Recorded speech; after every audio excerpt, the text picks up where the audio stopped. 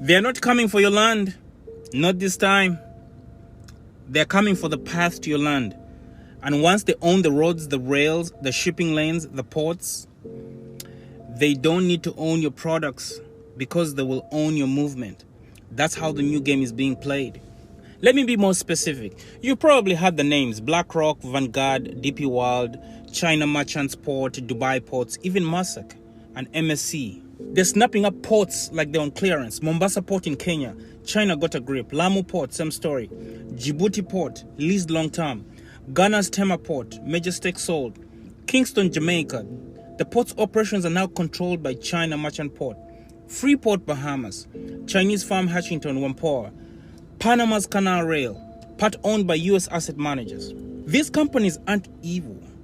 They're just strategic, and we're asleep at the wheel. They don't want your goods.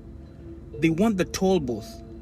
Because if they control your port, your shipping rates, not up to you. Your customs clearance time, not up to you. And let me explain this plain for the diaspora. A black farmer in Mississippi, a cocoa farmer in Ghana, a banana exporter in St. Lucia, they all face the same middleman. He just wears a different suit in every country. You want to build wealth for your people, you better control how your people get their goods out. So how do we counter the power grab? We have to come up with a strategy. We don't just resist, we out-strategize. So one, we have to buy more land. But owning the access to landlocked land is useless without access to markets. If you're buying land in Africa or the Caribbean, invest with others to secure the roads and trucks too. Form land plus logistic collectives. Own the route and the harvest. And then two, we're going to form regional black trade alliances. Imagine a black shipping alliance between Lagos, Bridgetown, and Baltimore. Shared ships, shared ports, shared power. Stop waiting for the AU or CARICOM. Black entrepreneurs can organize across borders. We don't need these organizations. They don't do anything for us. Three, we need to use domestic currencies for regional trade. The CFA franc, the East Caribbean dollar, the Kenyan shilling. Start trading in what we print, not what they lend. I repeat, not what they lend.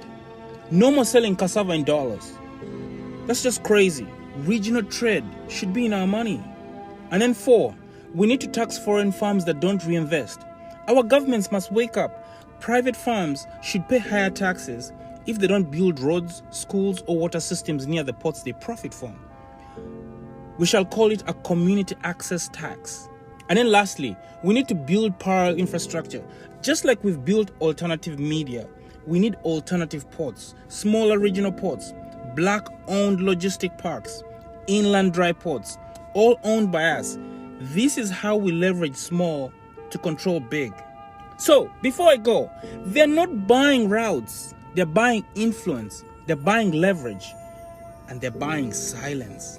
But we don't have to play victim. Don't play victim. Because now we know. We know that whoever owns the port decides the price.